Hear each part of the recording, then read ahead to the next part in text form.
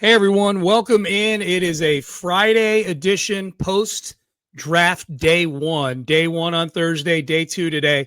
Friday edition of the HOUTOPIA Football Podcast. I'm Sean Pendergast, one half of Payne and Pendergast. Just finished up our Friday radio show. Hopefully you got a chance to listen to that. If you didn't, you can rewind on the Odyssey app or listen on the podcast.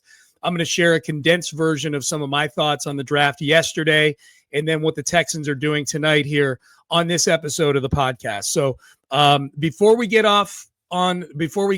dig into what happened, or for many of you, what didn't happen last night in the NFL draft, a apology for the lack of episodes this week. I did record a mailbag episode that apparently everything looked good technically, and apparently there was no audio to it. So there's video.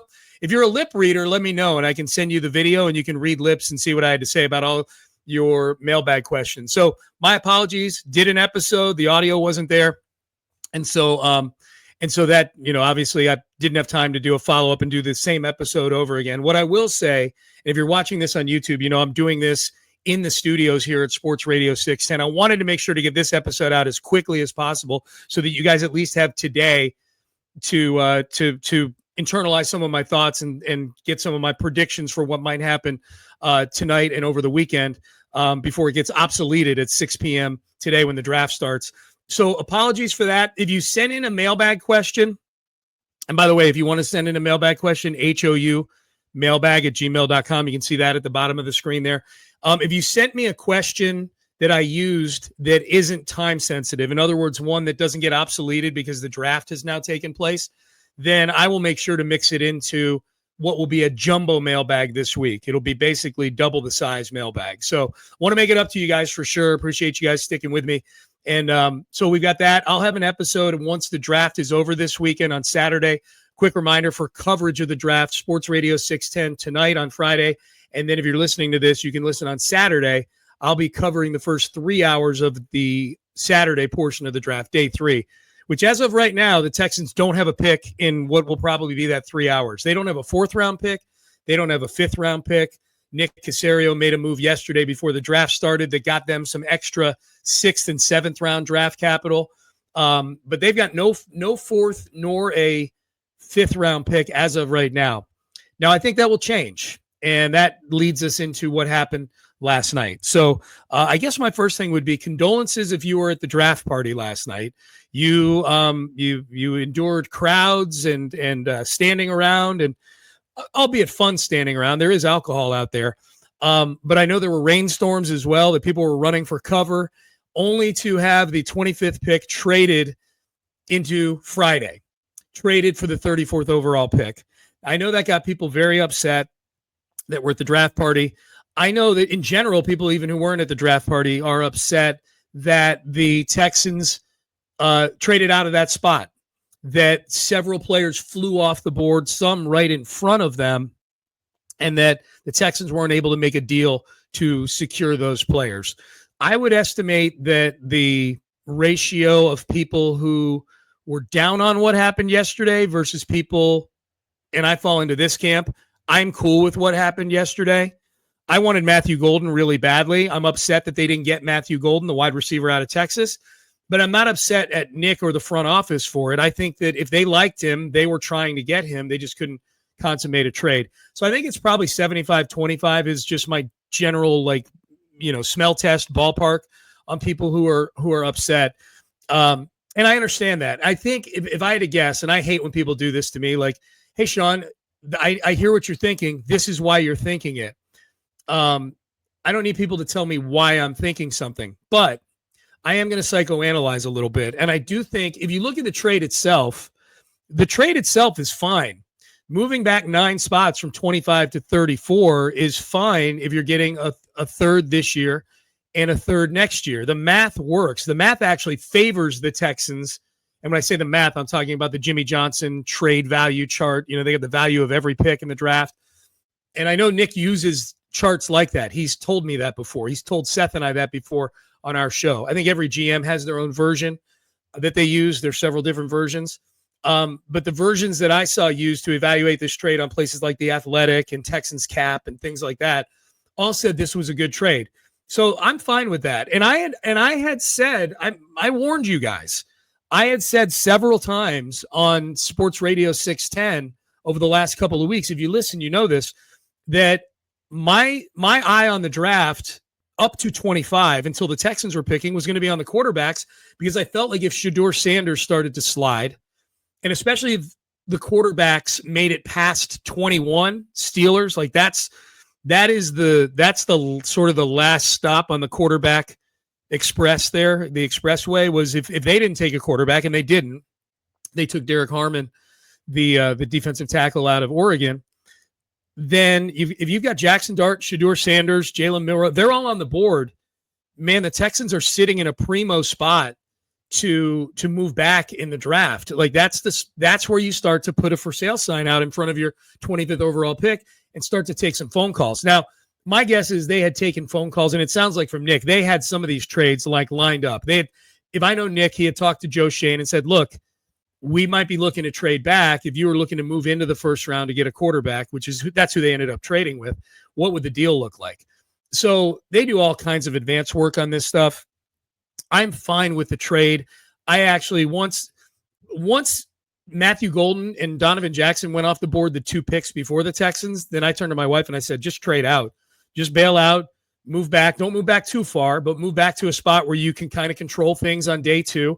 Get a couple extra picks and live to fight another day. I have no problem with that. This draft, all the experts who look at and evaluate these players, for the most part, said that this is a draft where every player between like 20 and 70 are kind of graded similarly. So if that's the case, then loading up on picks in the second and third round makes sense. Loading up on the 34th and 58th pick in the second round, and then 79, 89, and 99 in the third round. I have no delusion that they're going to use all those picks themselves to get players. I think they'll maybe bundle 2 of those 3s to move up into the second round. I could totally see that happening. Then you're really getting a couple players that are in, 3 players that are in kind of that sweet spot of that big chunk of players we're talking about. I also think that this trade makes sense. And I don't know if this is part of the motivating factor for Nick Caserio and to a lesser extent D'Amico Ryans, because this has more to do with contracts and actual on-field play. The Texans are entering an era here where they're about to have some very expensive players on the roster. Good teams deal with this all the time. And so the Texans, fortunately, are turning into a good team. And they're going to have to deal with a quarterback who's getting highly paid. Will Anderson's going to get paid. That's a position the salaries are exploding on edge rusher. They've already paid Stingley and Petrie and Nico Collins and Daniil Hunter. There's going to be others. You're going to need a fair amount of cheap labor on this team to be able to handle having all those contracts. So having 5 day 2 picks, and then next season especially, because they picked up an extra 3 in this deal with the Giants, and they picked up an extra 2 and a 4 next year in the Tunsil trade. They've now got a first, 2 seconds, 2 thirds, and 2 fourths next year. Again, it's all fluid. Nick Caserio could move around. But again, I think that's why some of this moving around and stockpiling some picks makes some sense. Now, don't get me wrong. Nick was trying to move up as well to try to go get guys, but it seems like, according to his press conference, that he couldn't consummate the deals. So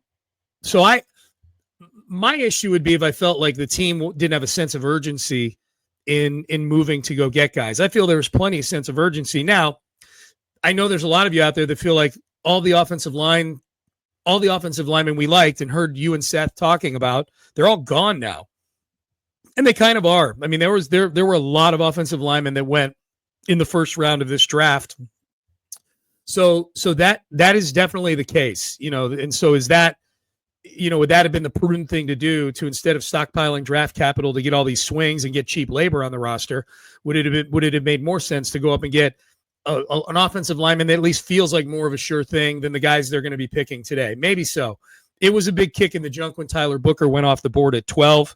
I tend to think that one of the teams that Jerry Jones claims he was talking to, Jerry Jones claimed, if you missed it, that he had a couple substantive trade talks going into night 1 of the draft yesterday. If I had to guess, I would guess that the Texans were one of those teams, and that they were talking to the Cowboys to move up and get Tyler Booker, who the Cowboys wisely drafted at number 12 to replace Zach Martin. So, again, I guess I'm kind of spitballing here. I'm kind of all over the place, and I apologize about that. But I'm cool with what happened last night. The thing I'm most upset about are the guys that I really wanted on this team in the first round. Matthew Golden, some of the guys that got picked earlier. I would have loved to have had Tyler Booker on this team as well. Even Emeka Egbuka would have been fun to take at 25. So I'm upset that I didn't get what I wanted, but I'm not upset at the team for not getting me what I wanted. I don't want them overpaying for guys. These are draft prospects. So it's got to be a really sure thing if I'm going to overpay to get somebody. And how motivated, again, if you're calling Green Bay and you're looking to move up and it's to get Matthew Golden, they just drafted Matthew Golden. Like, how motivated are they going to be to do a deal when they want that exact guy? So again, there's a lot that we don't know, which made this answer from Nick Caserio interesting. And this is a good lead into tonight. Again, the Texans picked 34th as of right now. That's the second pick in this draft. Cleveland on this day of the draft. So the Texans for what's left of the draft, the Texans are picking second overall behind the Cleveland Browns, who are thought to be a possible landing spot for Shedeur Sanders. I don't think Cleveland's going to take Shedeur Sanders there. I don't think they're going to take a quarterback.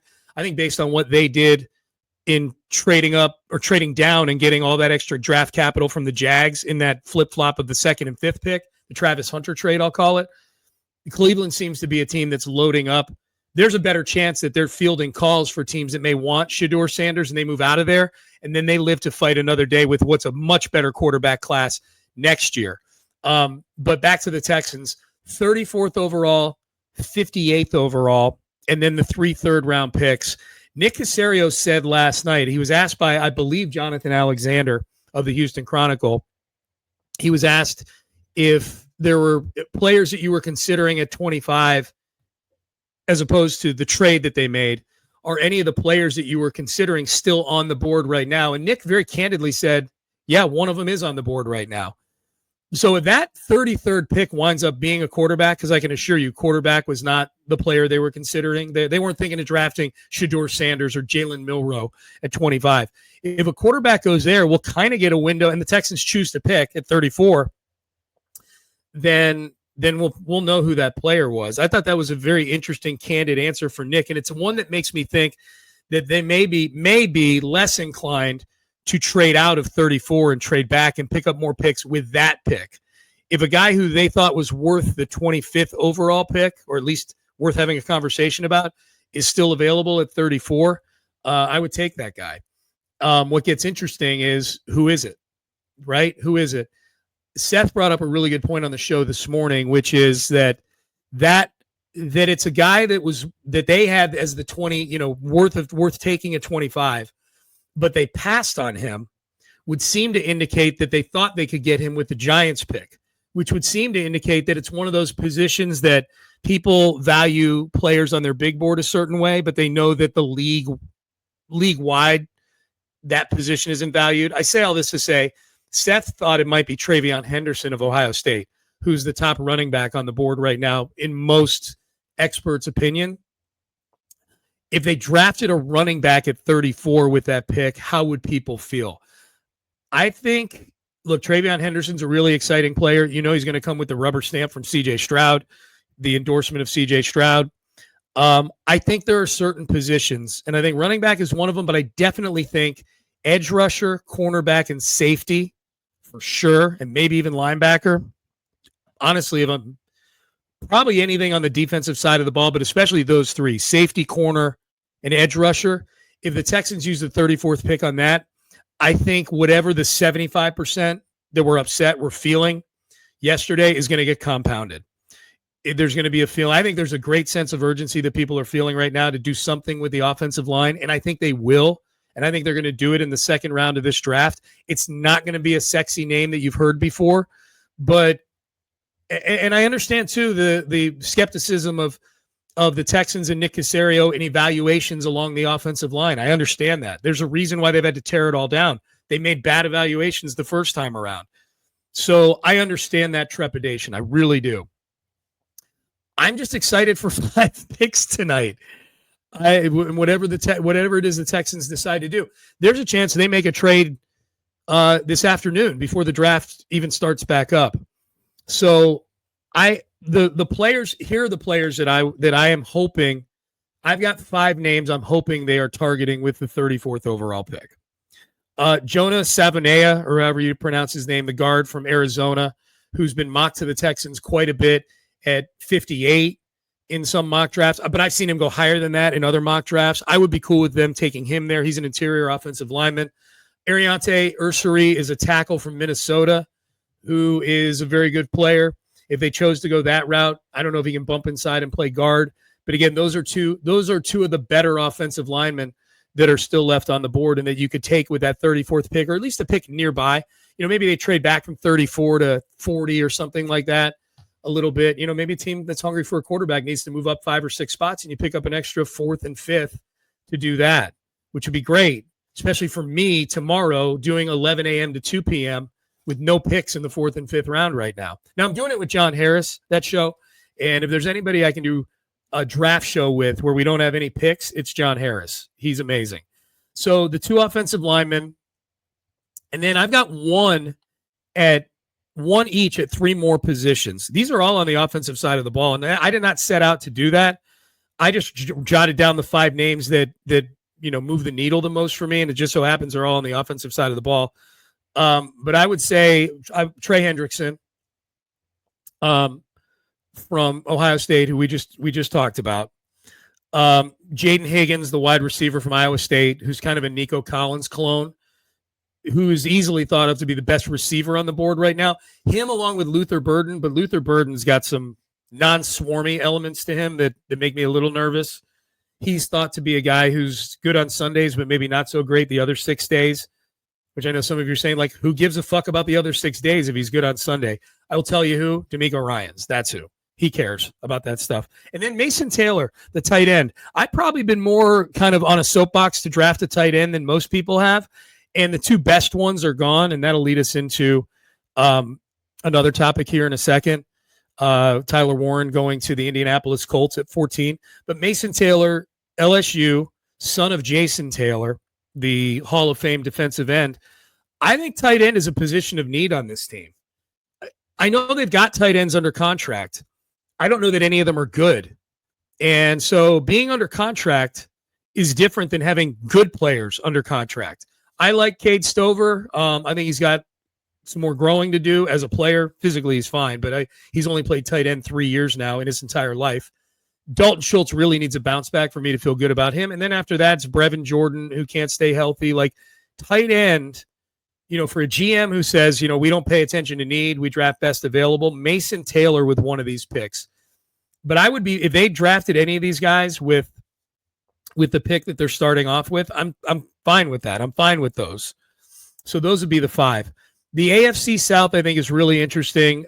If we're looking at divisions, the AFC South may have had one of the most interesting first rounds by division that there was. By definition, it's interesting because you got the number 1 overall pick, who's a quarterback, Cam Ward. That'll always be interesting. That will never not be interesting.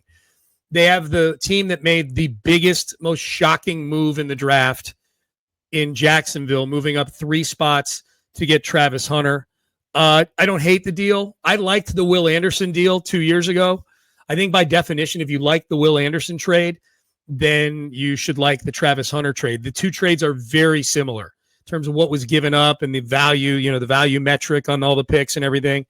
And I think the kind of the mode that the 2 teams were in, the Jags have a new GM looking to make a splash. The Texans were looking to recalibrate their culture with Will Anderson. So similar reasons, obviously very different football players. Travis Hunter's different from everybody. And then I think Tyler Warren going to the Colts is, in my opinion, the best tight. I know he wasn't the highest drafted tight end in this draft, but in my opinion, the best tight end in the draft. And then the Texans, who are one of 2 teams who traded out of the first round. So that's a pretty interesting group. I put up a poll last night, which, depending on when you're listening, you can still go vote in it, at Sean T. Pendergast on X. Which of the 3 new rookies drafted in the first round in the AFC South are you most concerned with having to play twice a year for the next several years. Cam Ward, Travis Hunter, or Tyler Warren. Tyler Warren and Travis Hunter were in a dead heat at around low 40% apiece. Cam Ward was way back. He was like 16%. Mine's Travis Hunter, probably just because he's the one that concerns me the most. I'll never vote for a quarterback in a poll like that because the bust factor is so high. I thought about Tyler Warren. Tyler Warren's a player I would not have minded the Texans making a big trade up to go get, but Travis Hunter can win games for you and hurt you in so many ways. More than anything, I'm excited about Travis Hunter versus Derek Stingley Jr., Travis Hunter versus Kamari Lassiter, Travis Hunter versus Nico Collins. We're going to get to see all those twice a year, every year, as long as Travis Hunter is good at football. Pretty confident those other three guys on the Texans are going to be good at football. Pretty confident Travis Hunter is too. But, you haven't even put on an NFL uniform yet, young buck. All right? So I thought the AFC South did if not a good job, very interesting stuff in the AFC South. As far as quickly the other first-rounders go in this draft, the ones that I was like, oh, dang. Like, there they go again, that team. I'm pulling up the first round here, so I apologize. As I just page down, the Raiders getting Ashton Genty, I like that. He had been mocked off of them for a while here, but mocked back onto them. I thought Kelvin Banks getting drafted to the Saints. That, for me as a Texan fan, I was a little bit relieved because I didn't really want to give up a ton to move up and get Kelvin Banks, and the reports were that the Texans were willing to do that. I think that Saints he's a good player. I think the Saints taking him at 9 saved the Texans from maybe overpaying for Kelvin Banks Jr. Also love the way his baby threw up the second it was announced he was getting drafted to the New Orleans Saints. Paging down, you guys know how I feel about Tyler Booker. I'm happy for Anthony Weaver in Miami getting Kenneth Grant, the defensive lineman there. I thought that was a good pick. That's a guy Seth and I have talked quite a bit about. The one big one for me, other than the ones that torpedoed the Texans' chances, I mean, I have a hard time looking at Matthew Golden going to Green Bay, 2 picks before the Texans, and man, just the way that Mark Murphy, I think that's his name, the president of the Packers, the way he announced the pick, where he was like, for the first time since 2002, I'm like, no, don't say it. You're drafting a receiver. The Packers are drafting a wide receiver. No. So that hurts just to look at. The one for me where I'm like, there's a couple actually, but the one from Malachi Starks, the safety for Georgia, going to the Ravens to pair with Kyle Hamilton. Oh, that if you're a fan of any other team in the AFC, that sucks. Malachi Starks can play. That is him and Kyle Hamilton. Wow. And then the 2 offensive linemen that went after the Texans made the trade at 25. Josh Connerly out of Oregon to the Commanders at 29, and then Josh Simmons especially to the Chiefs at 32. That neither of those guys were going to be there possibly at 34 hurts. So the first round was way more pain than pleasure, I would say, given how quickly a lot of the Texans targets flew off the board. And yet here I am ready for night 2, and I'm excited for all these picks, man. I'm very excited for all these picks, as you should be as well. So hopefully I gave you a little bit of a dashboard. My thoughts on what happened last night, some thoughts on what Caserio had to say, a few thoughts on what happened around the league, and then a few players to keep an eye on for tonight. I'll be back with an episode, if not after tonight's picks, probably more so on Saturday or Sunday, summing up the whole draft. And then again, a quick reminder to, if you want to send me an email, HOU mailbag, you can see it at the bottom of the screen, HOU mailbag at gmail.com. And I would imagine the draft is going to generate a shit ton of emails. So send them to me. I'm going to do a massive jumbo mailbag this week for you guys. It includes some of the questions that wound up in mute mode a couple of days ago. So my apologies for that. I really appreciate everybody, the loyal listeners, their sincere dedication to listening to, downloading, and most importantly, recommending to others this podcast. So I thank you for that very, very much. All right. And a quick reminder, if you haven't already, subscribe, rate, and review the podcast as well. Big thanks to Jared Rowland, my producer, who is going to effort getting this out to you guys ASAP. so you can listen to it this afternoon on your ride home or over lunch or however you're listening to it right now. I appreciate you. Enjoy the draft the rest of this weekend, and have a great day, everybody.